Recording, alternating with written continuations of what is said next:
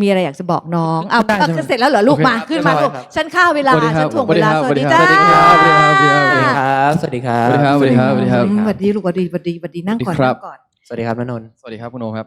เก๊ก ครั ใส่ บ กันอะไรอย่างเงี้ยครับ มัน ต เป็ อน นแรก เราเจอคนครั้งแรกเราก็ต้องเก๊กนิดนึงอะเนาะ ครับก็ต้องมีมาตรครับก็ต้องมีมาตร ใช่ครับ กันไว้ก่อนครับ แต่ต่างคนต่างมีไงแล้วก็มาเจอกัน ใช่ แล้วก็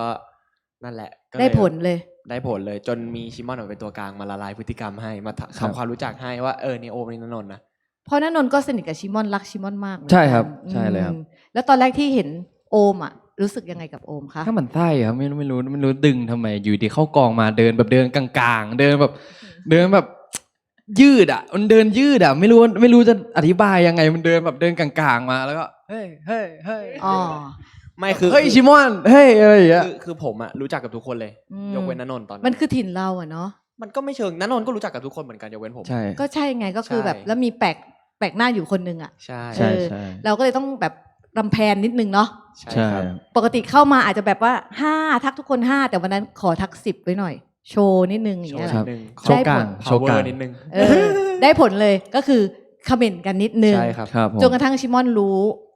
แล้วเขาก็เป็นกาวใจอย่าง เอ เงี้ย อ แบบว่า ไม่ มา ค แบ รับบ เกลี่ ชิมอน ยๆว่าเฮ้ย ก็ มันไม่มีอะไร คือไม่ได้รู้ว่าแบบว่าไม่ชอบที่หน้ากันอะไรขนาดนั้น แต่ก็แบบเหมือนแบบเป็นฟีลว่าแบบเพื่อนของเพื่อนก็เอามาแบบว่าเอามารู้จักกันไว้อะไรอย่างเงี้ยครับ เชื่อมโยงให้ ใช่ใช่ครับ เชื่อมโยงให้ แล้วก็หลังจากนั้นก็เลยกลายเป็นกลุ่มเขาถือว่าเป็นสนิทกันมากเลยนะ ใช่ครับ โอมณนนท์ชิมอน ใช้ ใช่ เว ครั ลา บ ประมาณครึ่งวันครับ สนิทกับณนนท์ได้ ครับ จากที่ไม่ชอบหน้าเหรอ ครับ นี่อ่ะ ใช่ นึกว่าผ่านมาครึ่งปีแล้วถึงจะรู้สึกโอเคต่อกัน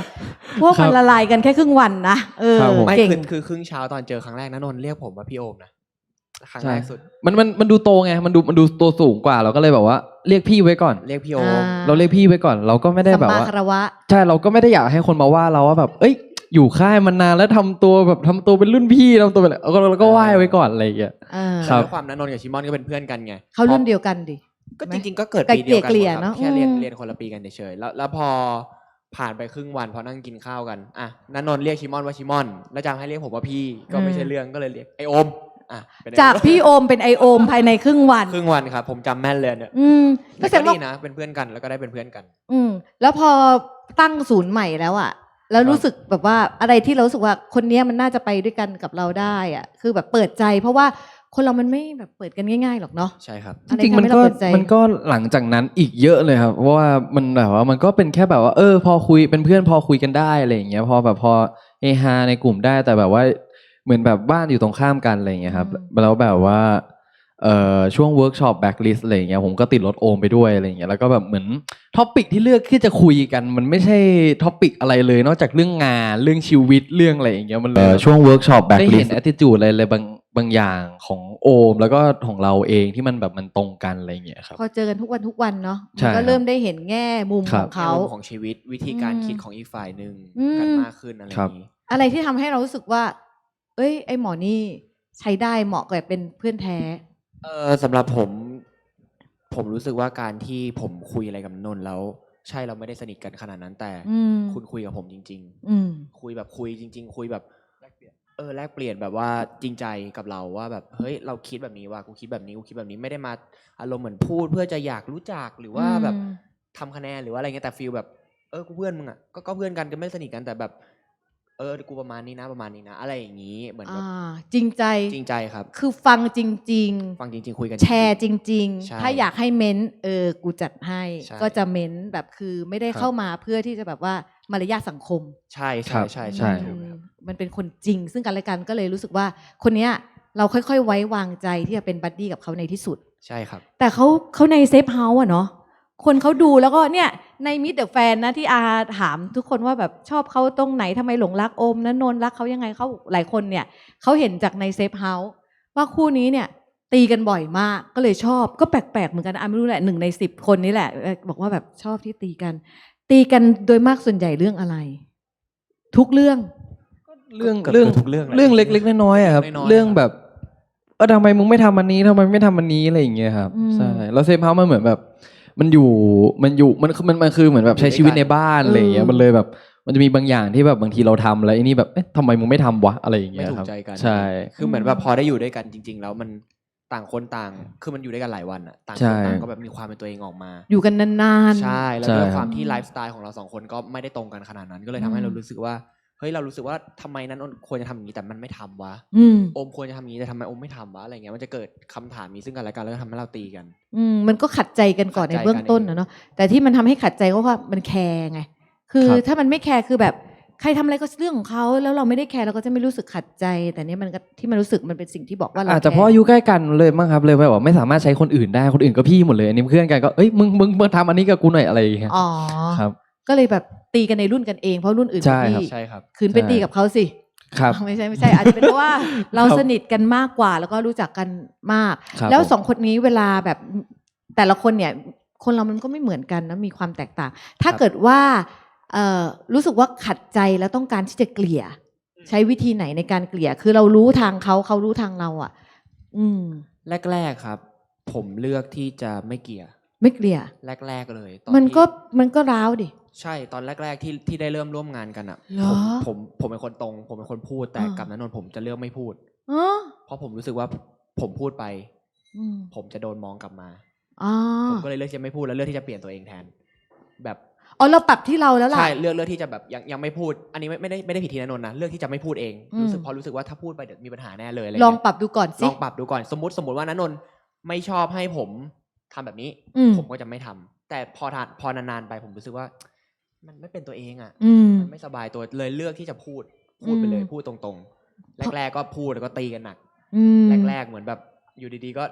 สึนามิซัดเลยอยู่ดีๆก็แบบ กรี๊ดเลยเหรอ มึงมาไม้ไหนวะอยู่ อยู่ดีๆอยู่ดีๆก็เปิดอ้าวเอ้าวาระอะไรวะอยู่ดีก็แบบอยู่ดีก็ขึ้นเรื่องขึ้นมาอยู่ดีก็ อยู่ดีๆ ดี เปิด ดีคุยอย่างเงี้ยครับคุยอย่างเงี้ยกับมีพี่คนอื่นอยู่ด้วยอะไรอย่างเงี้ยก็แบบ อืม คุยเรื่องงานคุยเรื่องอะไรอย่างเงี้ยอยู่ดีๆมึงก็แบบมึงจะมาหัวข้อเรื่องมาว่าอ้าว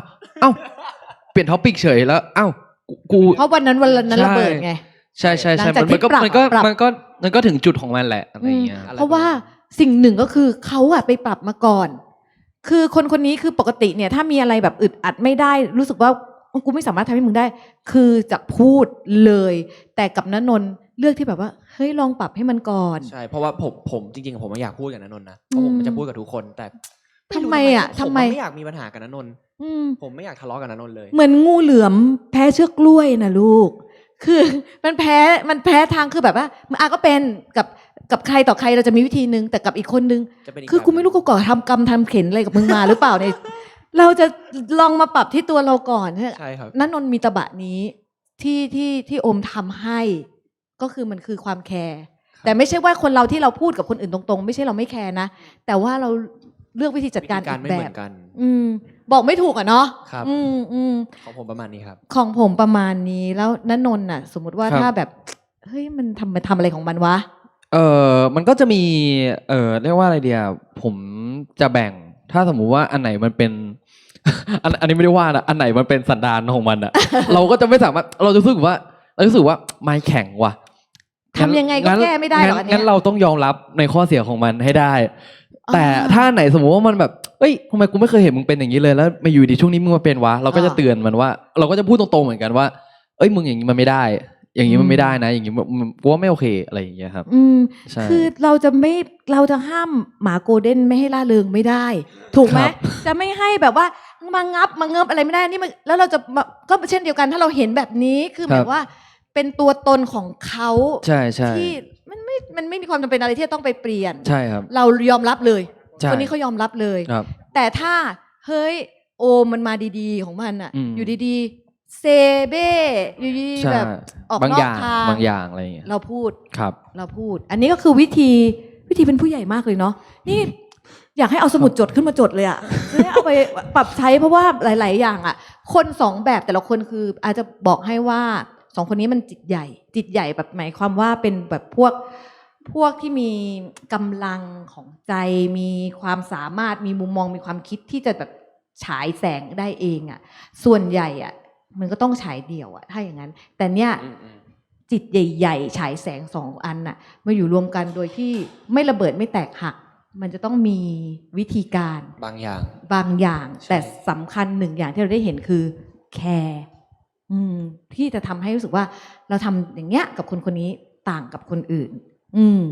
แล้วทีเนี้ยมีความแตกต่างจาก สิ่งที่สองคนนี้ชอบทำที่ต่างกัน เอาเป็นแบบกิจกรรมครับ ที่ต่างกันดีกว่า เอาง่ายๆเลยกินอาหารก็กินกันคนละแบบแหละ จริงปะ ใช่ ใช่ครับ ดูกินยังไง ผมจะกินง่ายกินแบบอะไรก็ได้จะไม่ชอบกินอะไรประหลาดๆนะนนท์ก็จะกินของ แปลกใหม่ อะไรอย่างนั้น ใช่ อะไรแบบคือวิธีการกินอะแนวอาหารที่ชอบก็ไม่เหมือนกันแล้ว เหรอ คือคนนี้จะกินดั้งเดิม กินอะไรกินอย่างนั้น โอ้อะอย่างนี้ง่าย อืม ๆ โอมกินหมู ไม่กินเนื้อ ผมกินเนื้อ อันนี้ก็ต่างละ ผมไม่กินผมกินของดิบไอ้นี่ไม่กินของดิบ อะไรอย่างเงี้ยครับมันก็จะแบบว่าคนละอย่าง มันแตกต่าง ใช่ กัน ครับ แล้วในกิจกรรมที่ชอบทำที่ต่างกันอ่ะกีฬา ครับ ครับ ก็แนวต่างกัน คนนี้เนี่ยเล่นเป็นทีม คนนี้เล่นกับเครื่อง ใช่ปะมันก็ดูต่างไหม อยู่กับลูกเหล็กครับ ครับใช่ ใช่ก็หลายๆอย่างต่างๆ วิธีการออกกำลังกายของโอมมันก็จะแบบว่าว่ายน้ำฟิตเนสเข้าฟิตเนสอะไรเงี้ยแต่ของผมก็จะแบบว่าเล่นกีฬาอะไรเงี้ยแบบบาสบอลแบดเทนนิสอะไรอย่างเงี้ยครับ ไม่ก็ เอ ไม่ อน ตีแบตคนเดียวอะเนาะ ครับ มันก็ต้องมี ครับ คนตีด้วยเล่น กิจกรรม ด้วย สังคมครับ อายุ12เป็นสิว ตอนเด็กๆเคยเป็นกันไหมสิว เป็นครับ เป็นเนาะ ไม่ค่อยครับ โชคดีมีบุญนะ บุญญาธิการว่าของอาหารนี่สิวเต็มหน้าคือแบบโตขึ้นฉันจะเป็นยังไงวะ หันมายิ้ม ยิ้มไม่ใช่อะไรครับ ไม่รู้ว่าคืออะไรครับ อ๋อก็แสดงว่าไม่ได้เป็น ครับผม เวลาแสดงว่าสองคนนี้โชคดีไม่เป็น คือมันจะเป็นแบบขนแล้วก็ตออย่างนั้นอะ มันเหมือนหนวดได้ไหม ฮะ มันคือหนวดปะมันแบบ มันเหมือนหนวดตอหนวด ใช่ไหม คล้ายๆ แต่มันจะไปขึ้นที่แขน อ๋อ แล้วก็ตุ่ม ครับ มันก็จะนูนขึ้นมาเหมือนขนลุกตลอดเวลา อันนี้ ครับ เรียกว่าที่เราจะต้องรักใครอ่ะ เราเล่นกับคนนี้เราสบายใจ มันต้องมีสิเนาะ เพราะว่าเป็นส่วนหนึ่งของการตัดสินใจเหมือนกันไหม ครับ เพราะ ใช่ ทั้งสอง มี คน มีส่วนครับมีส่วน สองคนนี้ไม่ใช่หน้าใหม่สองคนนี้คือคนที่ทำงานมาแล้วอย่างโชคโชนอ่ะ ครับผม ถามหน่อยว่าแบบรู้สึกยังไง แล้วมีวิธีการเลือกรับงานชิ้นนี้ยังไง มาอยู่ที่นนท์ตอบก่อนเลย นี่ก็ไม่ มึง ค่ะ ไม่ถือไม้มั้ง ครับ อืม ก็คือเหมือนเรียกว่าอะไรเดียวเวลาเราทำงานมาสักพักอะไรอย่างเงี้ยเหมือนแบบว่าเราก็จะมีมาร์กไว้ในใจอยู่แล้วว่าเราอยากทำงานกับคนนี้เราอยากทำงานพุ่มกับคนนี้เราอยากทำงานกับนักแสดงคนนี้อะไรอย่างเงี้ยถ้าแบบ ถ้าสมมติว่ามันมีนักแสดงตามที่เราอยากทำงานด้วยหรือพุ่มกับที่เราอยากทำงานด้วย มันก็ตัดสินใจง่ายขึ้นในการรับเรื่องนั้นอะไรอย่างเงี้ยครับมันก็เหมือนแบบว่า ก็พี่ออฟกับโอมก็เป็นหนึ่งในลิสต์ที่เราอยากเรียกว่าอะไรเดียกลับมาทำงานด้วยอีกอะไรเงี้ยครับ ผมก็เลยเรียกว่าอะไรเดียมันแล้ววัยมันใกล้เคียงกันด้วยครับวัยมันใกล้เคียงด้วยก็เลยรู้สึกว่า มันก็น่าจะสนุกดีอะไรอย่างเงี้ยครับ ก็คือถ้าเป็นลิสต์ของคนที่เราอยากร่วมงานอะ ครับ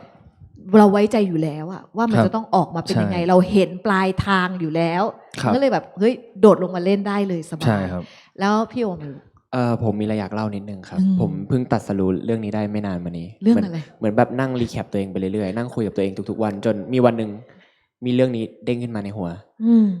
วันเอาเป็นเรื่องของการได้ทำงานกับณนนท์แล้วกัน คือตอนแรกอ่ะผมดีใจมากที่จะรู้ว่าได้ร่วมงานกับณนนท์เพราะว่าตอนที่เราได้ทำงานแบ็คลิสต์กับณนนท์อะเราแฮปปี้เราเห็น attitude การทำงาน หรือว่าเราเดินทางไปด้วยกันอะไรเงี้ยแล้วเรานั่งคุยกันเรื่องการทำงานเราแบบเราแฮปปี้รู้สึกว่าเฮ้ยคนนี้น่าทำงานด้วยมากๆแต่อย่างที่ผมบอกด้วยความที่ไลฟ์สไตล์เราไม่เหมือนกันหรืออะไรหลายๆอย่างที่เราก็ไม่ได้ชอบในตัวเขาอ่ะมันทำให้ผมรู้สึกว่ามีความรู้สึกหนึ่งเกิดขึ้นมา จะรอดไหมวะ เหรอ ใช่ อันนี้ผมรู้สึกขึ้นมาจริงๆ แล้วก็จากบทจากตัวพล็อตเรื่องตอนนั้นได้ฟังพล็อตเรื่องจากพี่ออฟคือ ตีกันหนักมากต่างคนต่างเป็นใหญ่ในฝั่งตัวเอง แล้วก็ตีกันไม่ถูกกันอย่างนั้นอยู่อย่างนั้นอยู่อย่างนั้น แต่ผมก็แค่รู้สึกว่าซีรีส์มันต้องแฮปปี้เอนดิ้งแต่ตอนที่ถ่ายกับณนนท์อ่ะช่วงแรกผมกลับรู้สึกว่า ผมกลัวว่าผมกับณนนท์จะเป็นพัดปานเหมือนกันในชีวิตจริงแล้วไม่ได้จบลงเอยแบบในซีรีส์เข้าใจความหมายไหมว่า สมมติซีรีส์จบแต่เราจะจบแบบตีกันเรื่อยๆไม่ถูกกันก็สุดท้ายจะมีเรื่องที่ไม่ถูกใจกันอยู่ตลอดเวลา แล้วก็ไม่เลือกที่จะปรับเข้าหากัน มันเหมือนแบบจบแบบพัดปานที่ไม่ได้เคลียร์ใจกันในชีวิตจริง ผมกลัวมากตรงนั้นผมไม่อยากให้เป็นอย่างนั้น ผมพยายามแบบเครียดอะมีความเครียดเลยนะว่าแบบทำยังไงดีไม่อยากให้เป็นอย่างนั้นเลยจนแบบก็เลือกที่บอกปรับตัวเองคุยตรงๆแต่สิ่งที่แบบได้รับและดีมากๆจากณนนท์เลยคือ ผมได้รับการรู้ว่าผมยอมรับตามตรงเลยเพราะบางทีที่ผมไม่ชอบณนนท์มันเป็นเพราะว่าตัวผมเองที่ผมไม่ชอบคนแบบนี้แล้วผมต้องการให้เขาปรับแบบนี้ แต่มันไม่ใช่ว่าเราไปยอมรับในความผิดพลาดของเขา อยากให้เขาเป็นดั่ง ใช่ ใจ อยากให้เขาได้ดั่งใจเรา แต่การที่ได้เรียนรู้จากณนนท์การที่ได้คุยกับณนนท์และการที่ณนนท์ก็มีความเป็นตัวเองนะมากในระดับหนึ่งจนถึงจุดที่เรารู้สึกว่าเราปรับไม่ได้จริงๆแล้วหมายถึงว่าเขาก็ไม่ได้คือไงเลยสิ่งที่ณนนท์เป็นมันไม่ได้แย่ แล้วมันไม่มีเหตุผลอะไรที่จะต้องปรับให้ถูกใจเรา เขาก็เป็นของเขาดีอยู่แล้ว ใช่เขาเป็นของเขาดี เพียงแต่มันไม่ถูกใจเรา ใช่ จุดนั้น สิ่ง น่ะ ที่ทำให้ผมเลือกและโตขึ้นมาคือ ผมเรียนรู้ที่จะยอมรับข้อผิดพลาดเรียนรู้ที่จะยอมรับสิ่งที่ไม่ถูกใจของเพื่อน แล้วก็แบบเปิดใจยอมรับจริง ๆ ว่ามันเป็นอย่างเงี้ยกูรักมันแบบเนี้ยใช่จนแบบนี่คือสิ่งที่ผมได้เรียนรู้จากซีรีส์แล้วสิ่งที่โชคดีมากกว่านั้นคือมันไม่ใช่เป็นแค่ฝั่งผมฝั่งเดียวณนนท์ก็เป็นคนแบบนี้เหมือนกันต่างคนต่างยอมรับซึ่งกันและกันต่างคนต่างเปิดใจซึ่งกันและกันจริงๆหลังจากที่ทะเลาะกันเรื่อยๆเรื่อยๆไม่ว่าจะทะเลาะเล็กทะเลาะใหญ่อะต่างคนทุกครั้งที่ทะเลาะกันมันไม่ใช่ว่าทะเลาะเสร็จแล้วก็รอบต่อไปจะเกิดเรื่องที่ทะเลาะกันเหมือนเดิมแต่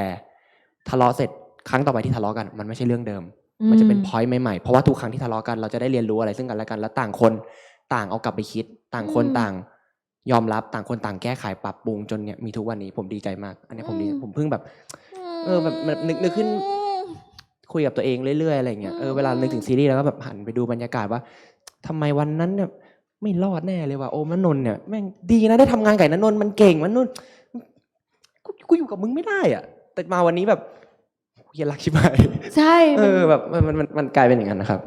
ดีใจมันผ่านมาแล้วอ่ะ ใช่ แล้วผ่านการปรับมาแล้วเข้าใจนะอยากให้ทุกคนเข้าใจเหมือนกันว่า การจะผ่านละครซีรีส์เรื่องนึงที่จะให้จบตอนที่จะถ่ายทำกันให้อ่ะคือ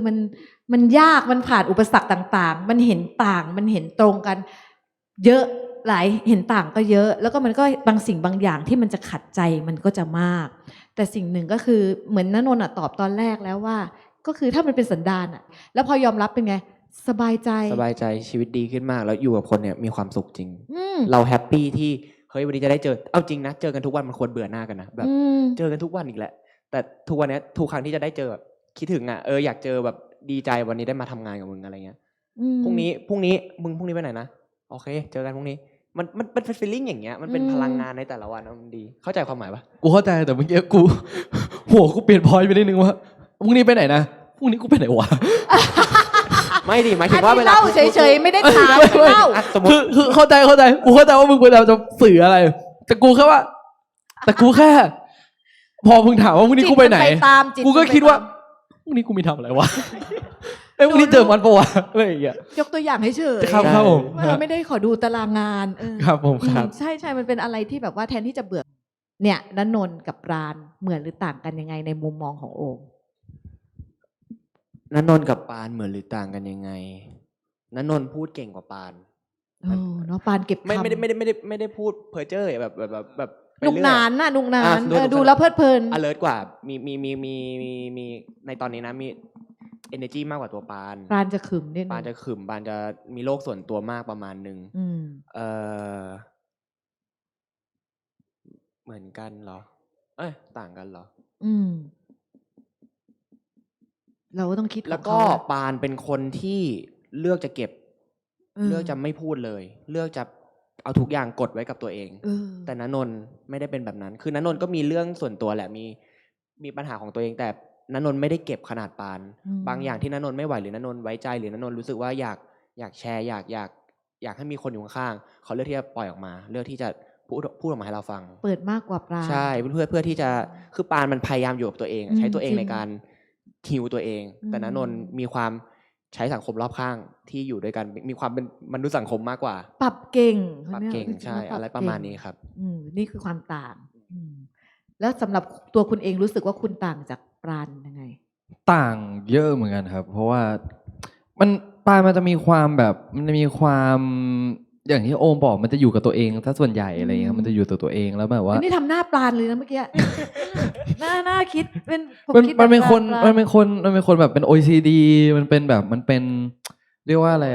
introvert หนักกว่าตัวผมอีกอ่ะแล้วมันก็มีความเรียกว่าอะไรตามคนอื่นอะไรเงี้ยมันไม่ค่อยถ้าเราสังเกตในแก๊งเพื่อนอย่างเงี้ยที่ทุกคนแบบเหมือนแบบให้มันลีดก็จริงอ่ะแต่มันจะเป็นคนตามเพื่อนตลอดอ่ะมันจะไม่ได้แบบว่าลีดเหมือนไอ้พัดว่าแบบว่าลีดปะกูจะไปต่อยกับไอ้นี่ไปกับกูแต่ปามันจะมีความแบบตามเพื่อนตามอะไรอย่างเงี้ยมันจะแต่ทุกคนจะให้มันลีดเพราะว่าด้วย ด้วยเรียกว่าอะไรดีวะเรียกว่าก ระบวนการคิดวิธีคิดของปา วิธีคิดของปานอะไรอย่างเงี้ยความ Com- สุขุม compromise เพื่อมัน respect ความ อะ เพื่อมัน respect ของมันเองอะไรอย่างเงี้ยครับแต่มัน อืม แบบมันไม่ได้มีความนำพาอะไรได้หรือว่าจะขัดแย้งกับความคิดคนอื่นได้อะไรอย่างเงี้ยเหมือนแบบอย่างพ่อแม่ให้อะไรมาก็ทำตามแม่อะไรอย่างเงี้ยใช่มันเหมือนมันเป็นคนไม่ชอบมีปัญหาอะไรอย่างเงี้ยครับ อืม ใช่ อันนี้คือตัวปราณที่ต่าง ครับ กับเรา ครับ แต่ตัวเราเนี่ยเป็นคนชอบมีปัญหาใช่ไหม ปัญหา ไม่รู้เหมือนกันครับเป็นคนประเภทไหนไม่รู้ปัญหาชอบวิ่งหา ไม่รู้ทำไมเหมือนกัน ครับผม ทำไมทางนู้นหัวเราะล่ะคะ ผมกำลังนึกอยู่ว่าต้องมีคนเล่นประโยคนี้แน่เลย ก็มันเป็นคำสุดท้ายพอดี ใช่ครับคำสุดท้ายพอดี เล่นเล่นจริงนะ ใช่อันเล่นให้ไง ใช่ใช่ อ๋อคือแบบ ครับ ว่า คุณพัทเทพซ่า55 บวกเนี่ยนะครับ ก็จะมีความ จริงๆอ่ะผมรู้สึกว่าเรียกว่าอะไรเดียมันมาพัทกับโอมอ่ะมันเหมือนกันแบบแทบจะ 100%เลยอ่ะมันมีแค่แบบ มันจะมีแค่ดีเทลเล็กๆน้อยๆที่แบบว่ามันมีบางอย่างว่าอันเนี้ยเป็นพัทแต่ส่วนใหญ่เราจะเห็นว่าไอ้นี่โอมอันเนี้ยโอมเนี่ยโอมแต่มันจะมีมันผมบอกไม่ถูกเหมือนกันมันไม่มีคำจำกัดความที่มันบ่งบอกแยกเหมือนปานกับผมอะ เออ แต่มันจะเป็นแบบดี มัน เท มี ล กลิ่นออกมาเวลา มันจะมีกลิ่นเล็ก นี่ ๆ มัน น้อย โอม ๆ นะ ว่าแบบ เออ ไอ้นี่โอมไอ้เนี่ยพัดไอ้เนี่ยโอม ซึ่งมันระบุไม่ได้ ใช่มันระบุไม่ได้เป็นคำจำกัดความว่าแบบพัดกับโอมนั้นพัดนั้น เท่ากับ ซ่า อันนี้ กว่าละเอียดอ่อนกว่าหรืออะไรก็คือมัน แต่ คือ พัดกวนตีนมากเลยนะ